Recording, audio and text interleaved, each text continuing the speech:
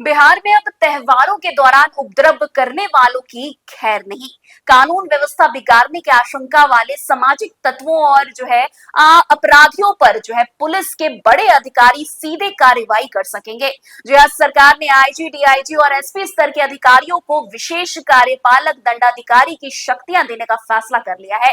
यानी अब ऐसे लोगों को चिन्हित करने से लेकर उन्हें बॉन्ड भरवाने तक की कार्रवाई पुलिस अधिकारी अपने स्तर से कर सकेंगे। सरकार का फैसला खासतौर पर पर्व, त्योहार, मेले और जुलूसों के दौरान शांति व्यवस्था बनाए रखने के लिए तैयार किया गया है। दरअसल बिहार सरकार ने पर्व, त्योहारों, मेलों और जुलूसों के दौरान विधि व्यवस्था बनाए रखने के लिए ये बड़ा फैसला लिया है। इस संबंध में गृह विभाग की आरक्षी शाखा की ओर से अधिसूचना जारी कर दी गई है। वैसे अधिसूचना के मुताबिक पुलिस जोन और रेंज में तैनात आईजी, डीआईजी के अलावा जिलों में पदस्थापित एसएसपी, एसपी, सिटी एसपी और ग्रामीण एसपी को विशेष कार्यपालक दंडाधिकारी की शक्तियां दी गई है।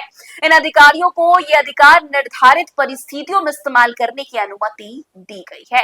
वैसे सरकार का ये फैसला खास तौर पर उन मौकों पर महत्वपूर्ण माना जा रहा है जब बड़ी संख्या में लोग सड़कों पर निकलते हैं और मेले और जुलूस आयोजित होते हैं। इसमें सरस्वती पूजा, होली, रामनवमी, दुर्गा पूजा, दिवाली, ईद, बकरीद, मुहर्रम, काली पूजा, छठ पूजा और शबे बारात जैसे पर्व शामिल है।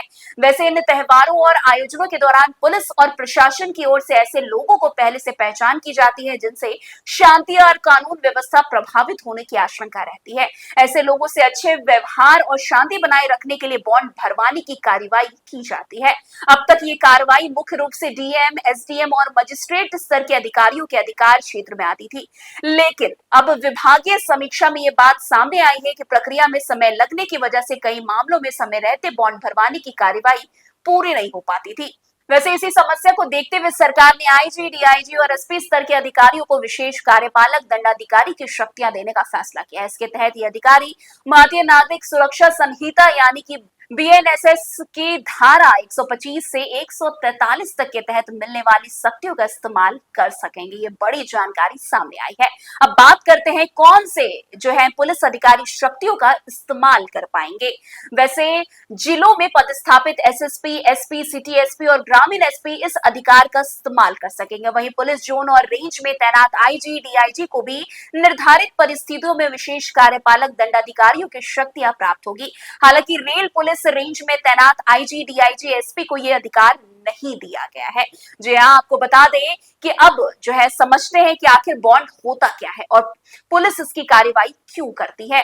आपको बता दें कि अगर किसी व्यक्ति की गतिविधियों से समाज में घृणा, असंतोष और भड़काऊ माहौल पैदा होने की आशंका हो तो कार्यपालक दंडाधिकारी उससे अच्छे व्यवहार और शांति बनाए रखने के लिए बॉन्ड भरवाया जाता है। सामान्य मामलों में ये बॉन्ड 1 साल तक की अवधि के लिए लिया जाता है। वहीं आदतन अपराधियों से 3 साल तक के लिए बॉन्ड भरवाने का प्रावधान है। बॉन्ड या बंद पत्र एक तरह का लिखित कानूनी समझौता होता है जिसमें संबंधित व्यक्ति यह आश्वासन देता है कि वो शांति बनाए रखेगा और निर्धारित नियमों का पालन करता हुआ नजर आएगा। खैर, अब देखना होगा कि बिहार सरकार के इस फैसले का मकसद त्योहारों, मेलों और जुलूसों के दौरान कानून व्यवस्था को कितना मजबूत कर पाता है।